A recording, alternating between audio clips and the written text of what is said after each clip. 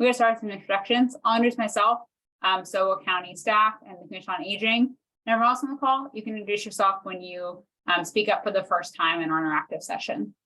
So I'll go first since I'm already talking. I'm Rose Newberry. I work at DUDEC. I'm the project manager for the consultant side of the project, and we'll be writing a lot of the ARP really closely with county staff. With that, I'll hand it over to Susan. Hi, I'm Susan Ellinger, and I help staff the Commission on Aging. Awesome. Are there any co-members here? I saw Franklin. Yes. Hi, I'm Franklin Johnson. I'm Vice Chair of the Commission on Aging. Awesome. And then Susan, do you see anything else from COA on? I do not. Okay. On everybody else, once we get started in the interactive session, we'd love to hear from you. Next slide. So some project background. This is not the first ARP, it's actually an update from the 2012 plan. That plan was developed from a lot of community input, and we're continuing that collaboration here. It's really important because when a county plan, there's a lot of implementers of the county itself, other jurisdictions, and then service providers, such as yourselves, but also CTRAN, housing authorities. It's a lot of players that we want to make sure getting the plan right, since you and your cohort need to be the ones to implement it over the next 10 years. The 2012 plan had 5 chapters: living longer, housing opportunities, transportation, supporting health, and then volunteerism in the community, or turning silver into gold. This update will include 1 new chapter, the hazard and emergency chapter, which is why you're all here today. And the plan also included 91 strategies, and annual progress reports by COA, the Commission on Aging, that track the plan as implemented and have new ideas as the last 10 years have evolved. Next slide. And I think it's worth talking about how the age readiness plan is implemented. So it does a lot of things. One, it highlights best practices and recommendations for local jurisdictions. So the plan includes recommendations that then the county itself or other jurisdictions can adopt. And hopefully, since it's one plan, you'll see consistency across jurisdictions in these best practices. It also sets standards for community involvement and monitoring. So thinking about how we reach out to the community consistently over the next 10 years, what that looks like and how we're monitoring progress. And then connecting planning, those standards, advocacy work that COA does, and service providers, so that all of the hands are talking to one another and knows what we're doing and can move forward in a really coordinated fashion. Next slide. So why update? Well, we really need to address natural and human caused hazards. We've seen wildfires, heat domes, COVID, and it's really creating a need in the age readiness plan. We need to incorporate what we've learned from COVID at both the emergency stage, so what a lockdown's like and how to address that, but also and just public health in general, public health emergencies, but also how services provided. Things have really changed since COVID, how things are delivered, Meals on Wheels, things like that. So there's kind of duality from COVID. And also the world has changed a lot since 2012. Housing, transportation, healthcare, something about new housing options, Lyft and Uber, Affordable Care Act. We're living in a much different world than we were 10 years ago, and we want to update the plan to reflect those changes. Part of those changes is that the baby boomers now retiring, which means there's a lot of people retiring, but also really diverse group of seniors. Someone who's just turning 65 this year, like my mom, is much different than my grandfather. They're both older adults, but very different needs, technical capabilities. They're really seeing just a diverse group of seniors in age, ability, race. There's just it's really not a monolith. It's a range of needs, and then also to monitor, to see what happened since 2012, what was a success in the plan which we built on, what's aged out, and maybe what needs to change direction on. So also kind of a pulse check on the existing plan. Next slide. So why are we here today? So we really want to talk about emergency management and what needs to go in the plan that's brand new. We're really hoping to brainstorm goals, so what you think the county should look like over the next 10 years. Build upon existing assets and programs you know about in your own work, develop new policies and programs and ideas, and then really understand the hurdles to those ideas so they can be addressed in the plan. All right, and this is our last slide. We want to understand where we are in the planning process, why we're talking to you today, right now. So we're in some of the beginning stages. Things we've already conducted is some data gathering and sharing with the county. Start getting a really good landscape of what's happening on the ground. We've also started, but we'll continue throughout the plan, talking to stakeholders, providers, make sure we're understanding the existing services, make sure we're really getting it right. We've also read a lot, the existing plan, annual reports, and then other related plans. So we'll have document review. So we're here today to talk to you all, really get some visioning and problem ID so we know what the goals of the plan should be. Then over the holidays, my team will be working on evaluating these strategies, see how they can be implemented and measured, who needs to do them, what the hurdles are. Early in the new year, we'll go into working sessions. So it's another public event. The broader group, including the public at large, to do some deep dives into the strategies we've come up with. We followed by a draft plan, which will have a public review period, so another opportunity to look at it, and then the final plan and adoption in late 2023. And with that, we'll move on to the exciting interactive portion of our meeting. Just share my screen really fast. All right, so today's meeting will kind of happen in two parts. First, we want to talk about what makes a community age friendly. So again, those end goals. What would it look like in the emergency management space to be age friendly in 2032?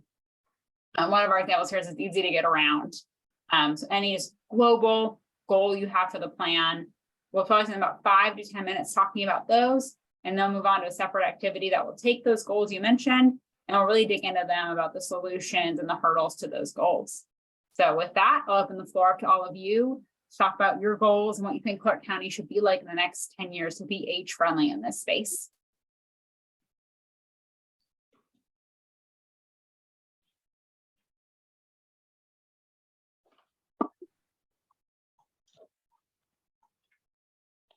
I would say like older adult friendly and like dementia friendly warming shelters and cooling shelters, like emergency access spaces. Like if folks ever need to evacuate for fires as well or any other reason.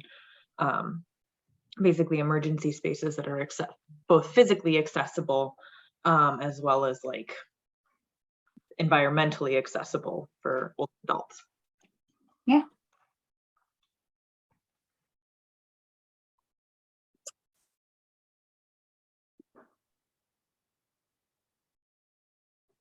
That's fantastic. All right, anyone else have any end states you want to talk about? What it means to be age friendly in emergency management?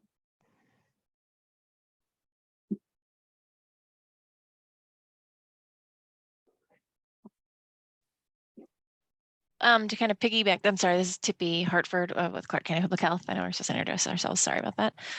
Talking about the older adult friendly shelters, one thing I would like to kind of add on to that too, is that there are folks with, access and functional needs from when they are kids, and that continues with them to when they're an adult. I point out something like autism, right? A lot of people seem to think of that as a kid's thing, but those people grow up to be adults who still have autism and need to have that respected when they're in a shelter situation. They can't just be necessarily lumped in the same way with everybody else because that's overstimulating for them. So just kind of like a bit of a call out for some of those access and functional needs for folks as they get older. Absolutely.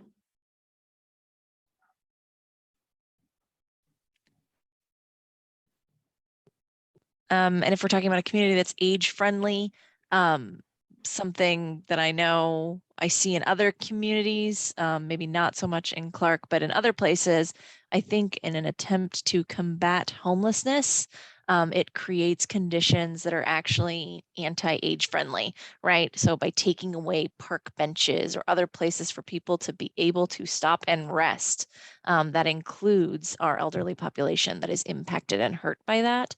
So I'd want to make sure in any of our park planning or anything like that, that we're still being aware that there is a whole gamut of folks that need spaces to be able to rest. Yeah, absolutely. In our last meeting, we were talking about transportation. Restrooms came up a lot. The similar intent of there's vandalism problems, but then you should have the space for it. Absolutely. And this is Michaela Springall with the Area Agency on Aging. I would also say access to water, refreshments, water fountains, those types of things in those spaces. And also like equally accessible recreation stuff. So like when you see swing sets and things, like having handicap accessible swings and different tactile things that are available. Yeah. Which is maybe not necessarily emergency planning, but still important in those spaces when you're thinking about the social good.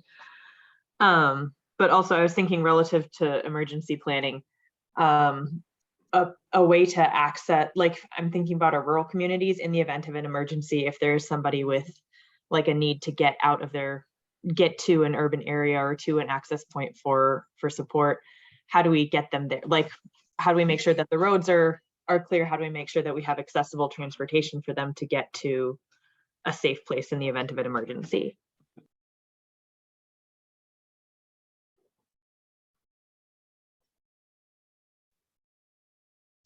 Mike Jackson with Clark Cowlitz Fire Rescue. I would say looking at dedicated and appropriate outreach and communication channels for updates and pertinent emergency information. Yeah. Absolutely. Communication is huge in getting those alerts. And another piece is, I guess, access to healthcare, which is pretty broad scope, but could be medications and ability to distribute medications with infrastructure disruptions, whatever that be, and possibly specifically a target to mobile integrated health. Yeah, I think that's fantastic.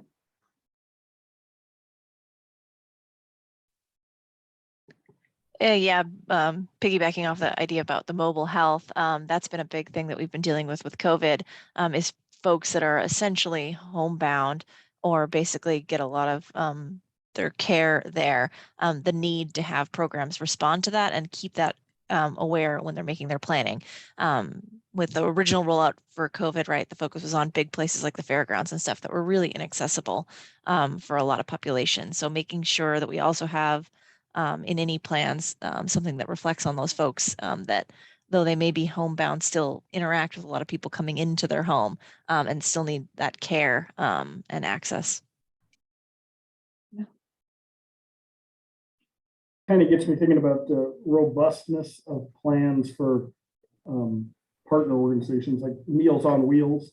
How are they set up for delivery in time of disaster? And I say because I don't know the answer, but assessing that or coming up with alternate methods would be a key piece.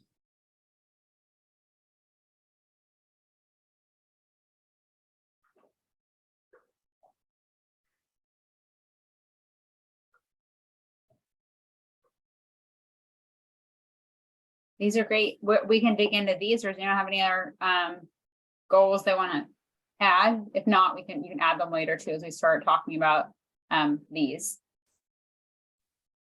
I guess one thing I would want to add is accessible housing is huge. I know this isn't necessarily emergency management, but we're just talking about what makes community age friendly. Just incentivizing housing that allows people to age in place.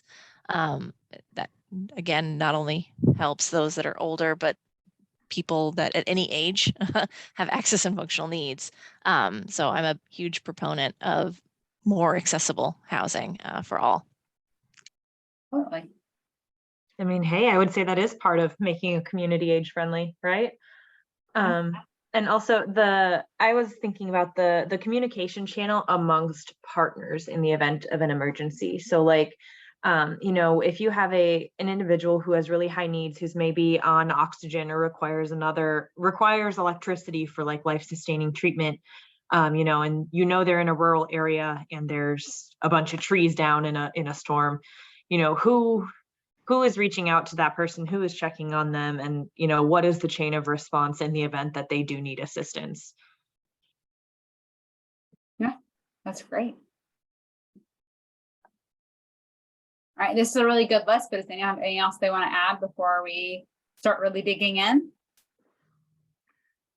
This is Franklin Johnson. I have a couple of comments for people and maybe particularly Scott and Mike, you might help me on this, but for fire and rescue folks, either in the city or in the county, training for them to make them more sensitive to older citizens, and maybe some kind of 4 or 5 question survey that they ask when they encounter an older person, like, do they have access to healthcare? Do they have access to transportation? Do they have access to food? You know, and that other point that was brought up, maybe do you have special medical equipment that you need batteries or electricity for?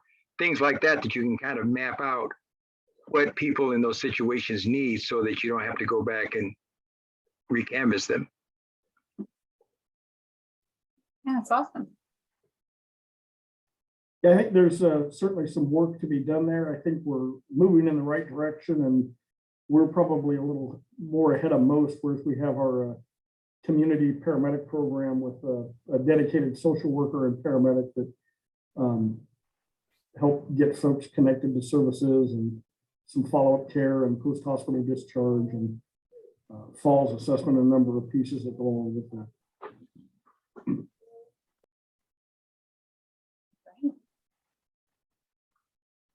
Thanks for that, Mike. I don't know how Clark County works, but you know, I did some ride-alongs with the Vancouver Fire Department. I found out that, you know, the greatest percentage of their calls were paramedic calls, and primarily with people who could not afford or didn't have health insurance. They would call 911 to get their medical assistance. So I don't know if that rings true for the county or not, but that's a pretty significant impact. Mhm.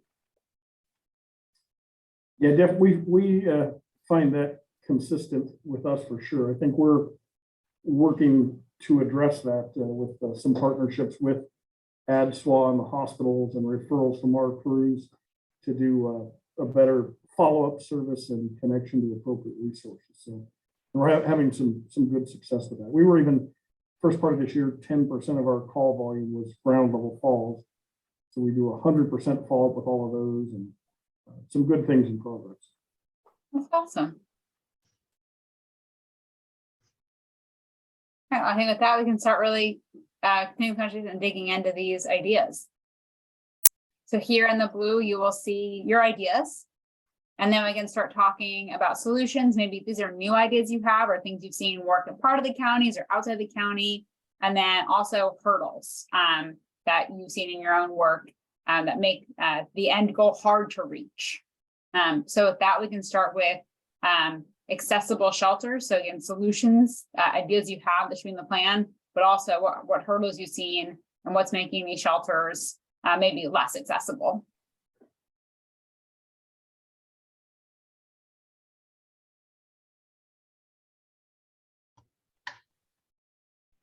We don't have shelters.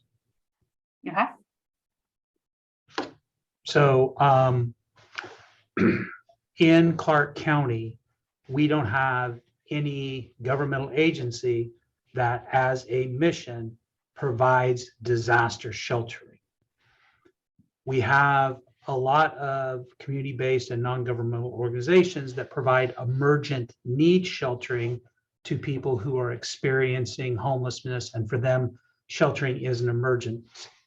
Mm-hmm. So I'm going to differentiate between disaster sheltering and emergency sheltering. Yeah, I deal with disaster sheltering.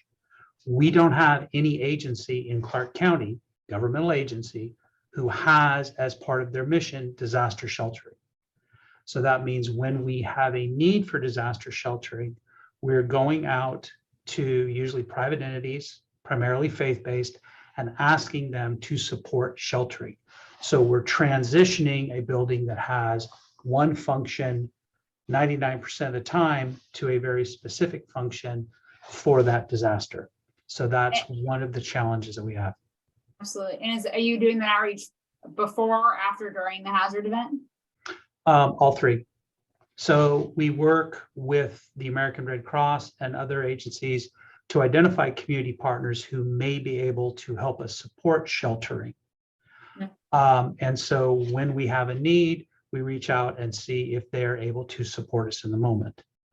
We do have community centers in some of the jurisdictions, but their ability to support sheltering is largely dictated on what they have going on. And some of those facilities are also limited. For example, 2 of the community centers in the city of Vancouver were built to be very environmentally friendly, which means they use a heat pump heat exchange heating system.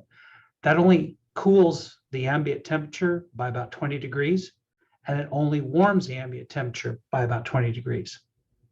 So they actually shut those buildings down when we're in extreme temperatures, because while it's very eco-friendly, it's only going to take 117-degree day to 98 degrees. And if it's 15 degrees outside, it's only going to be about 35, 40 inside. So those are some of the challenges we have with sheltering. One of the other challenges that we have is that adult care homes, assisted living facilities, and other agencies like that are encouraged but not required to have evacuation plans. Quite frankly, many of those facilities' evacuation plan is to take their residents to the nearest emergency department and put that in. And that's because many of those people, in some cases up to 17% of residents, are receiving the equivalent of inpatient care. And so there isn't a sheltering option that doesn't involve providing that level of care. Right. So creating more resiliency within that community would be something that would probably help. Yeah, that's really interesting, really helpful. Excuse me, Scott, the last couple of words you said, I missed those. Could you just repeat that last sentence? Sure. If we could create more resiliency within the adult care, adult family home, assisted living community, so that if one facility needed to evacuate and those residents needed the equivalent of inpatient care, they could receive that from a like facility rather than having to be transferred into the medical system. Okay, thank you.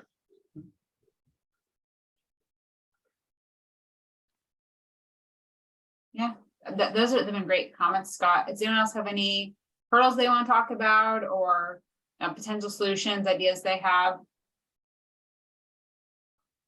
So, and to be a little bit clear on that one comment, CRESA does manage shelters, but we're asking governmental agencies to support us in doing that.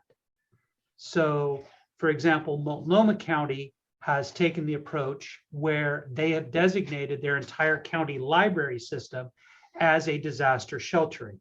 So when they declare a disaster, all of their libraries transition to a disaster shelter. Their staff have had disaster shelter training. And so Multnomah County is able to support a more robust disaster sheltering framework because of that. Libraries are pretty well distributed out to communities, so So, yeah, library resource for that.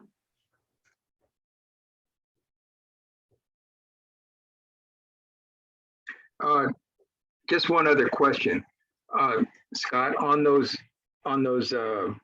places where you've set up arrangements for disaster sheltering, are there any agreements or formal documents in place to cover that, or is it just on a, kind of a handshake basis?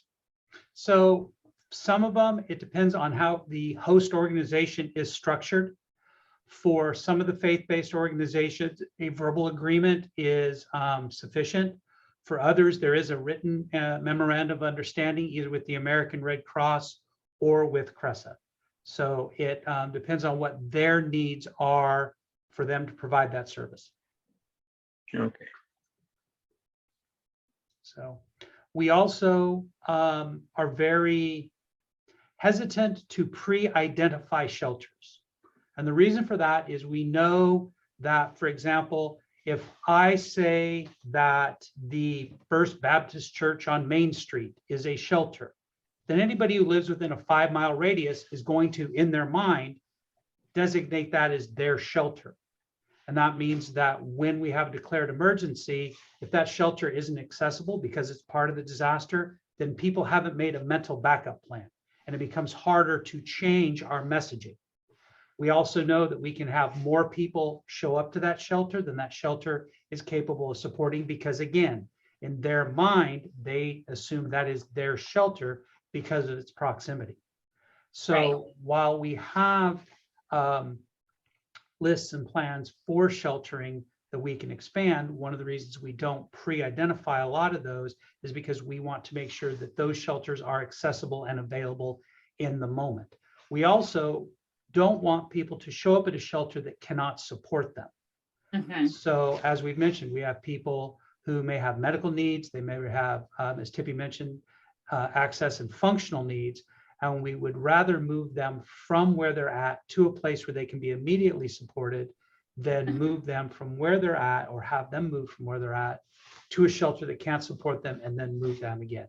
That creates more trauma for the patient. It creates more stress on those shelters. So that's why we try to avoid that unless there's an emergent life safety need to get them out of an area of immediate danger.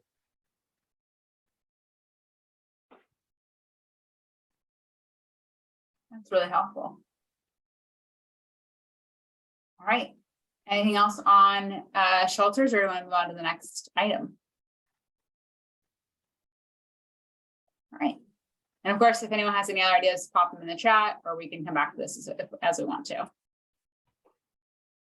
So this is similar, accessible park planning, water fountains, recreation, and resting spaces. So any hurdles we've seen in implementing this, or solutions for this?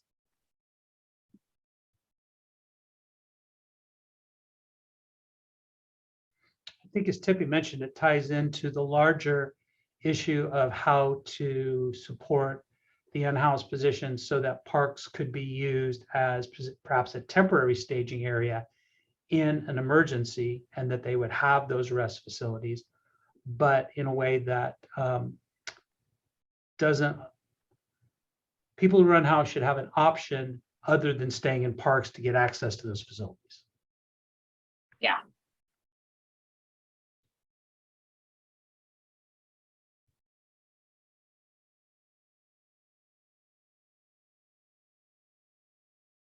Yeah, it's great. And yeah, there's some tension there, and not wanting parks to be the only place for services.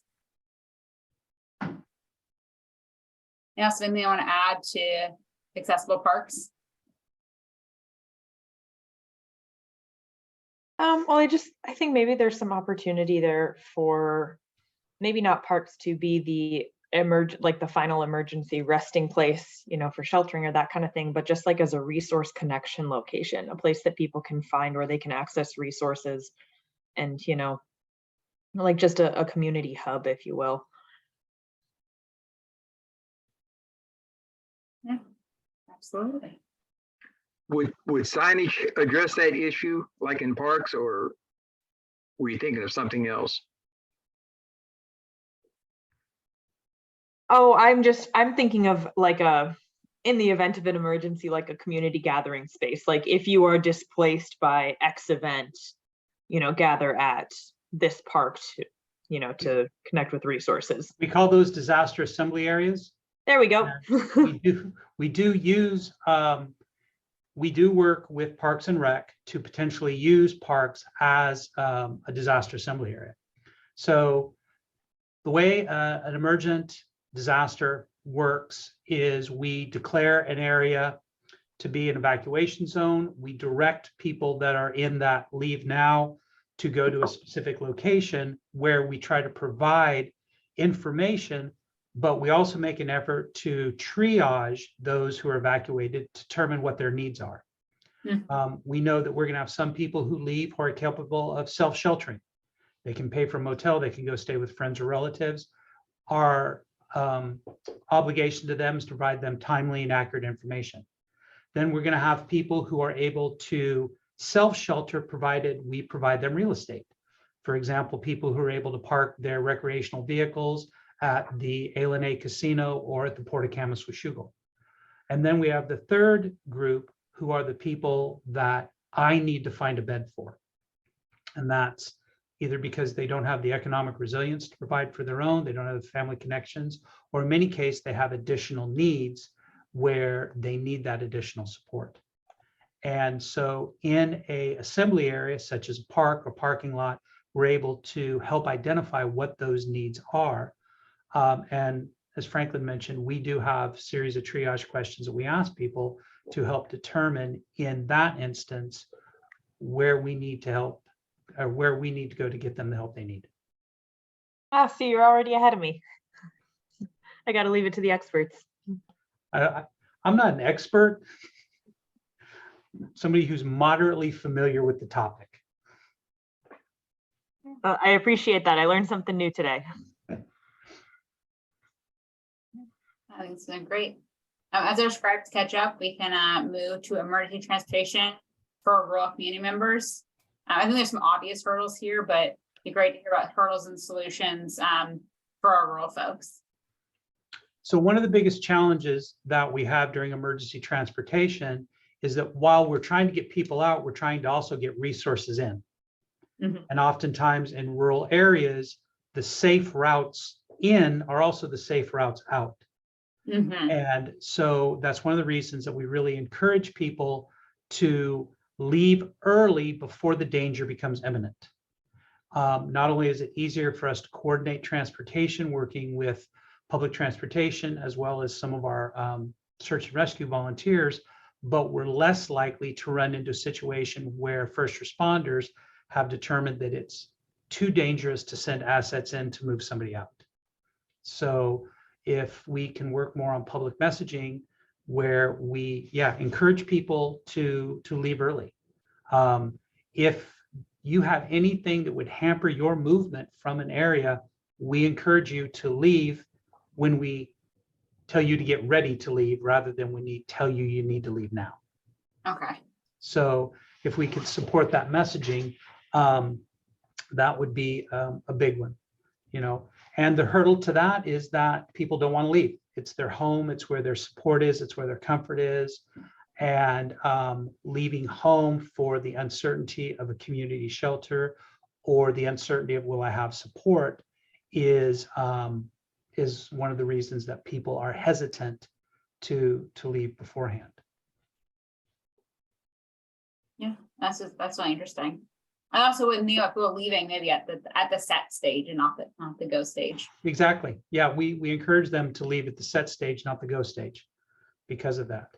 So when we do have to leave, sometimes a shortage of proper evacuation vehicles.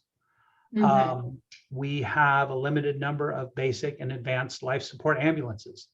And we have some people who, because of their access or mobility issues, have to be transported in that level of vehicle because they're leaving the equivalent of medical care and to get them from point A to point B. So to pull one of those vehicles out of service and then get it to where it needs to go, that is one of the challenges, just the limit of assets that we have.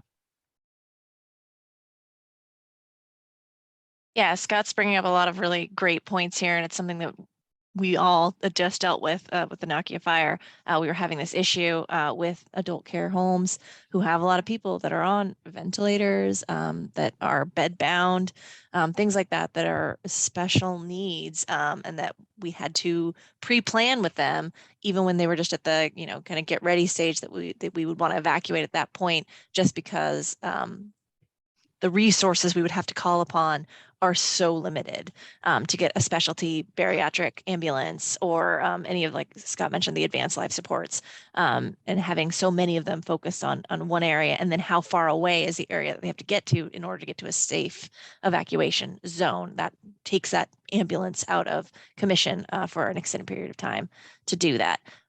So we do have a lot of long-term care facilities in the area who care for a lot of people with a lot of complex medical needs. And as Scott mentioned, many of them don't have their evacuation plans really ironed out, or if they do, they're more of a hope and a prayer kind of plan rather than an actual actionable operational plan. So that's a big issue. And then additionally, with some of the COVID vaccine mandates, we had quite a few of our long-term care facilities or adult family homes close instead of wanting to comply with that. So we've had a reduction in that, and we're really at capacity in a lot of those places. So even currently, our hospitals have a lot of borders that they can't exit out of the hospital because there aren't the necessary skilled nursing facilities to accept them. So that is right now a big capacity issue that we are having in Clark, even though we do have, honestly, per capita, a very large portion of the long-term care facilities in the state. It's still not enough to meet the need that we currently have in the community, and that's outside of a large emergency. If we were faced with a large emergency, we'd have an even bigger problem, and we're already at a problem. So yeah, that's definitely a tough one for us to crack currently. And during the fire, that definitely was brought to the forefront. Fortunately, we were working one-on-one with those facilities, and it was a small enough population that we were able to make those plans with them and get them out and then get them back when that was lifted for them. But yeah, if we expanded much beyond that, it would really stretch capacity currently. Yeah, and Tibby hit it on the head. In many cases, there's no incentive for some of those smaller adult care homes, family homes, to have more than a hope and a prayer plan. And operating on the idea that a carrot is better than a stick, I think if regulatory agencies could incentivize having robust, actionable plans to deal with emergent needs, and it wouldn't just have to be a fire, extreme weather events, or any other thing where the overall well-being of their residents could be compromised, if they could incentivize having plans to work with other like facilities to transfer patients. I do understand it's an economic, it's a business, but to make it worth their while to have a good, robust plan, then I think that could do a lot to help cross-level some of that need. Absolutely. All right, is there anything else we want to talk about on this topic? It's been a really fruitful conversation. So it's not uplifting, but it's really informative and really important for the plan. All right, so our next one was dedicated and appropriate alerts for and communication channels. And we just talked a lot about communication and even how I didn't know about maybe some gray area and Ready, Set, Go. Then talk about with communication, disasters and older adults. So one of the things that we encounter a lot are, so recently I saw a report that less than 11% of homes in Clark County have a true landline telephone. Mm-hmm. The majority of people who think they do actually have what's called a VoIP, voice over internet protocol. That's provided that they don't just have a cell phone. So we need people to sign up for alerts, and that involves having decent internet, going onto a website and registering it. And we know that a lot of members of our community who are above a certain age find that more challenging than members of our community that are below a certain age. Mm-hmm.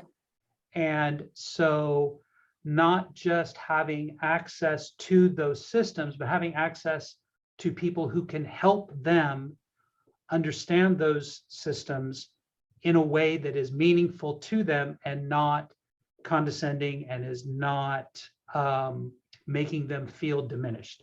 We've had many people call us and ask us for help and tell us that they can't get it anywhere else, or they've been hesitant to ask in other venues. So getting people to sign up for those public alerts would probably be the biggest one. We had a lot of alerting issues during the Key Creek fire. We've identified what some of them are, and we are working on some of the clarity. So we're also working with our partners across the river on multilingual messaging and things like that. But I would say the biggest challenge we have is getting people to sign up for alerts and also to understand how emergency alerting works. So I can customize my social media feed to prioritize what messages I receive. I can customize my social media feed to do updates every 5 minutes. A wildfire is not going to do that. Mhm. An incident command team on a wildfire is not going to send out incidents every 5 minutes. And so educating the public to understand that that alert you got 2 hours ago is the most recent alert we have. And I know that can be very disconcerting. People want to know, they're very concerned. So helping people to understand what are and are not reliable message sources during an emergency. Not to toot my own agency's horn, but CRESA, Clark County Public Health, any of our fire district sites or partners, those are reliable sources of accurate information. Next door, probably not. Twitter, maybe or maybe not.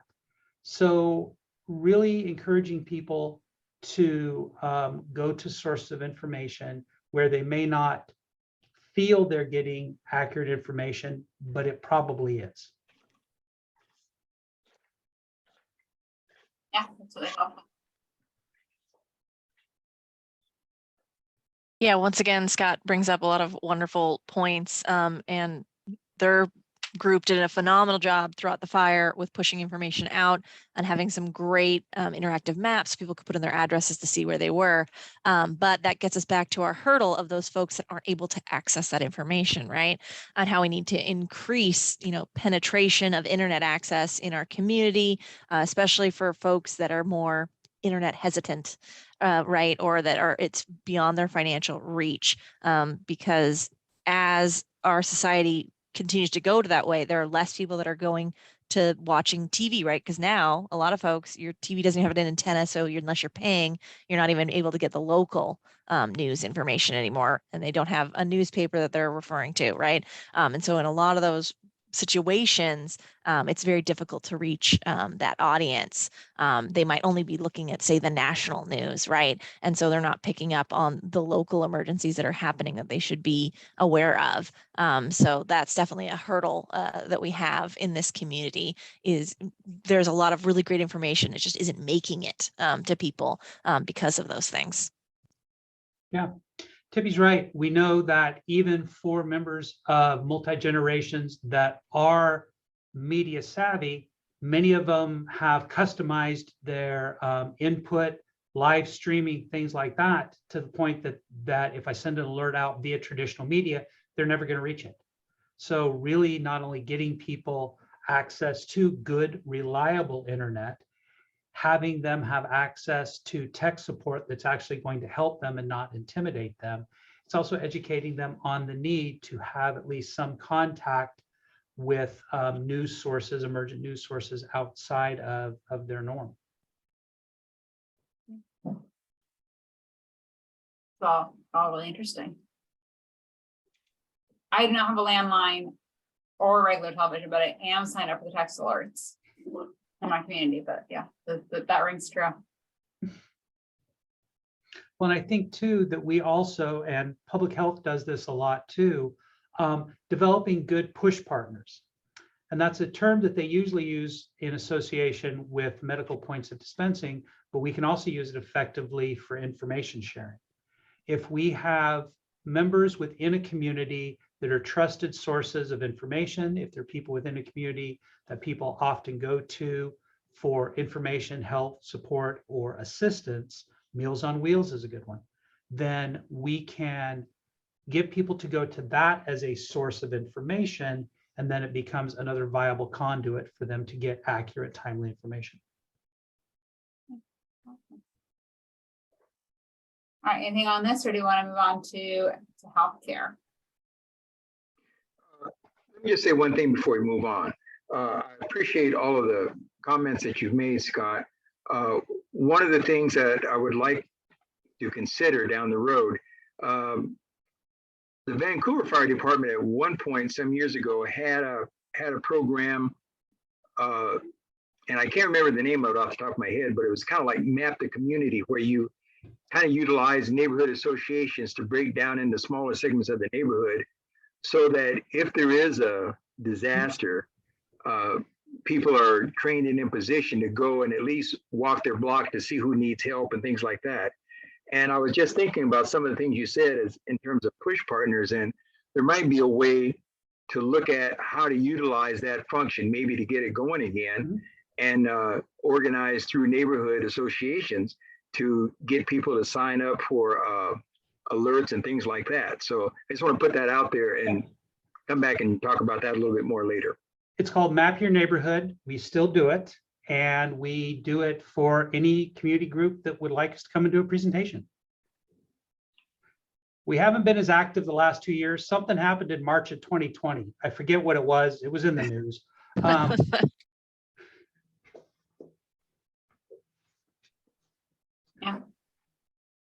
Fantastic.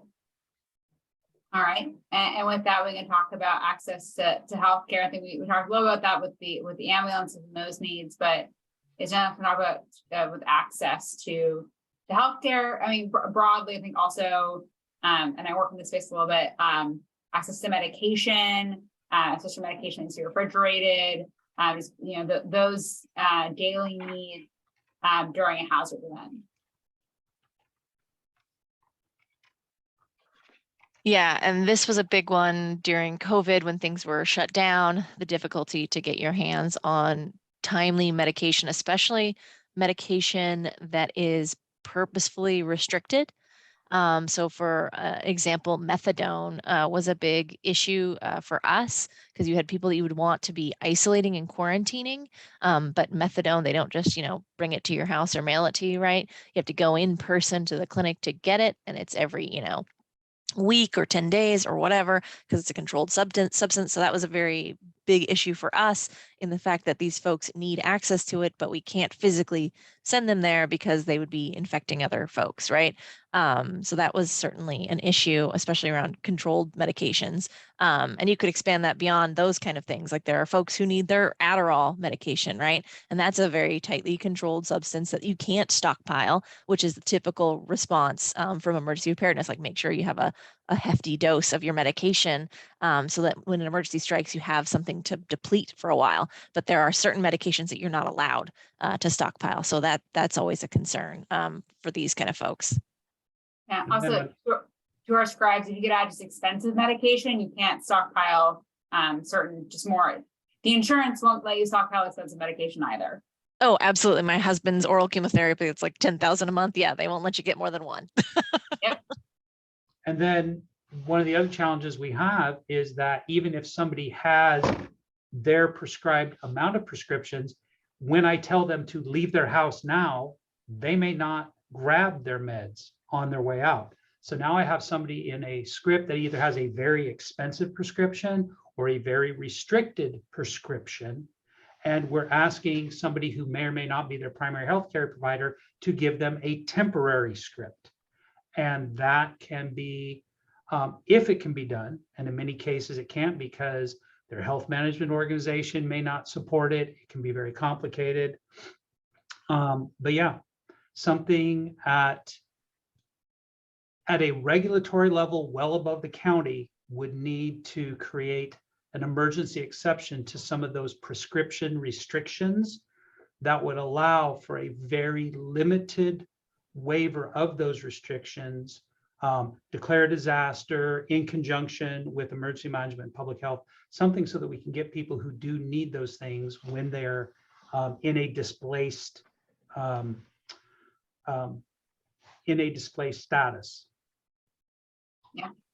And I think the Yeah. solution there would be, again, looking at it from a regulatory thing at either a state or federal level to determine whether it's a controlled or cost prohibitive restriction on having people stockpile it. Yeah. Yeah, I'm on some medication, so it's close to home. I can't have backup plan. So it's a hope and a prayer plan. Yeah. Any other solutions? You know, I think things we've heard in other communities, there are obviously backup generators and refrigerators for insulin, which is thankfully less cost prohibitive and not a controlled substance. Anything else in the kind of the solutions or other issues beyond medication? Access to power. And, you know, and just for folks who are on life-saving treatment that's reliant on power. And then also just hygiene, you know, when you're if you're having to stay in a large community shelter setting, you know, what does community hygiene look like? And those pieces as well, preventing infectious disease and all that jazz. Absolutely. Yeah. I think that would be another thing too. I know that a lot of insurance policies will provide assistance to get the medical device. So for example, my father's oxygen generator is provided by his insurance, but nobody has thought of providing portable power or backup power should they lose it. So again, looking at it from that large scale regulatory support, if you're going to provide the device, provide backup power, or at least find a way to subsidize that backup power. So those are things that would make those more sustainable in an emergency. Yeah, absolutely. And then one thing that I wanted to mention before on the shelters, and we kind of moved on, but it's also still a healthcare need, especially for our access and functional needs folks and that are aging up, is access to medical support animals.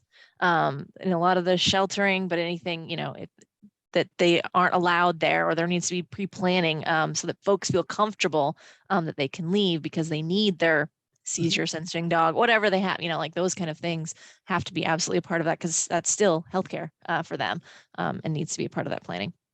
Yeah, it is. And we, that's one of the big challenges that we have, are people who have pets for part of their overall health support. Because we definitely want them to be with their pets because it's tied into theirs, but that also can create health and hygiene issues and additional safety issues. That doesn't mean that because it's hard, we don't do it. It just means that sometimes it makes doing it a little bit slower.